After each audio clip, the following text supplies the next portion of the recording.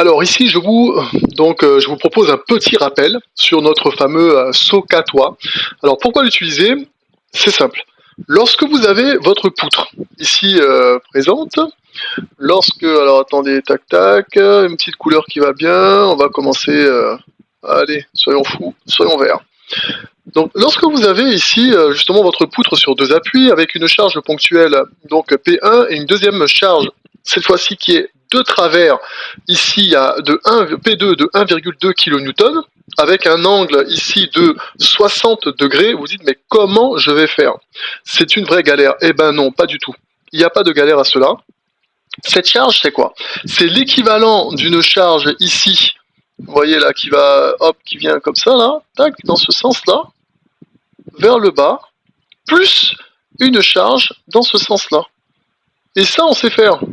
Vous voyez, lorsqu'on a une charge là, dans ce sens-là, en X, là, et une charge dans ce sens en Y, ben ça, on sait comment le faire. Ben c'est ce qu'on va faire. On va transformer ce P2 de travers en quelque chose de droit, tout simplement.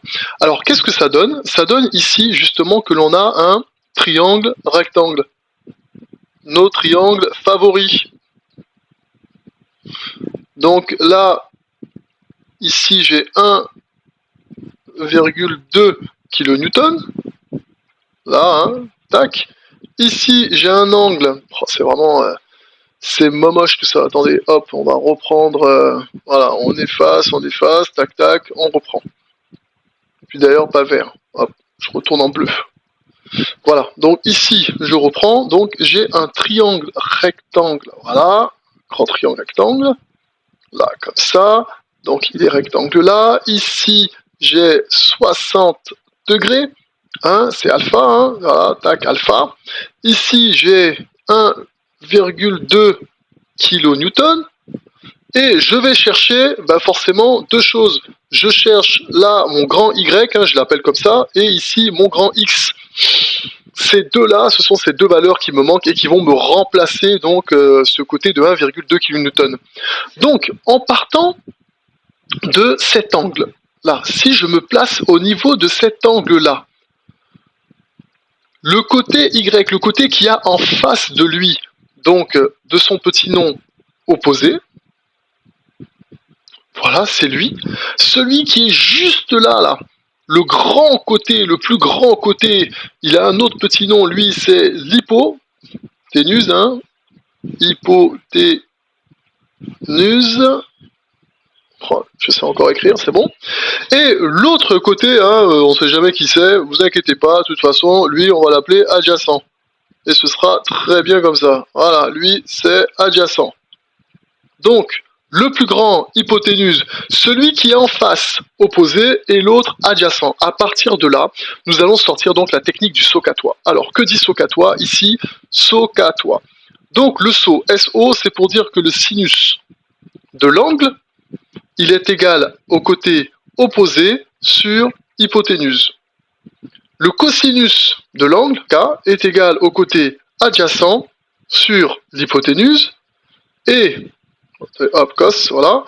Et la tangente de l'angle, hein, c'est toujours un angle, c'est égal au côté opposé sur adjacent. À partir de là, tout est dit, tout est fait. Alors, qu'est-ce que nous avons? Eh bien, c'est parti. Si je prends le sinus, là, allez, changement de couleur, ça fait plaisir. Le sinus de mon angle 60 degrés, je sais qu'il est égal à quoi? Au côté opposé.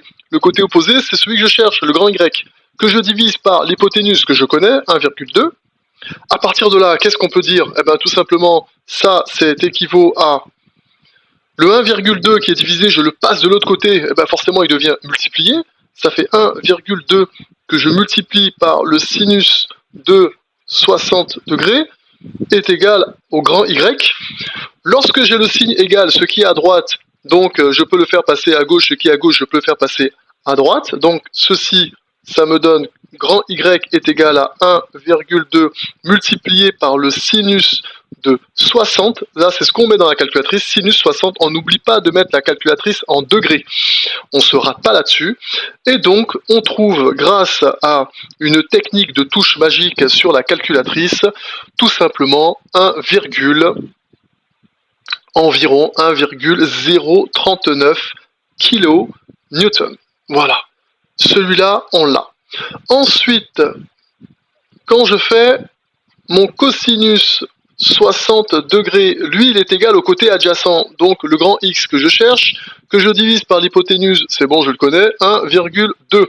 À partir de là, le 1,2 qui est divisé, je le passe de l'autre côté pour isoler mon X, donc ça me donne 1,2 multiplié par le cosinus de 60 degrés est égal au grand X. Ce qui est à droite avec le signe égal, c'est pareil que ce qui est à gauche. Donc je peux écrire grand X est égal à 1,2 multiplié par le cosinus de 60. Comme je vous ai dit, c'est ce qu'on met dans la calculatrice. On n'oublie pas de mettre la calculatrice en degrés. Voilà, ça c'est ce que vous devez mettre dans votre calculatrice. Enfin, c'est comme ça que vous devez la mettre en tout cas.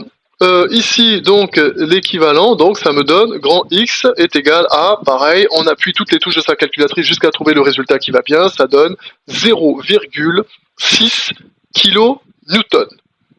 Et voilà, on a terminé. Donc, tout ça pour dire que, en vert, là, hop, le grand Y, 1,039, le grand X, 0,6. Donc là, si je reprends, mon 1,2, je peux l'enlever et le remplacer par une charge au niveau de ce point-là, une charge Y qui est égale à 1,039 kN et une charge X au niveau de ce point-là aussi, j'essaie de faire un truc propre mais bon ça égrabouillis, est égal à 0,6 kN. Voilà. Et effectivement, à partir de là, c'est plus simple, on sait comment faire, soit à la main, soit avec un logiciel. Enfin, après, ça, c'est vous qui voyez. Éclatez-vous et c'est parti.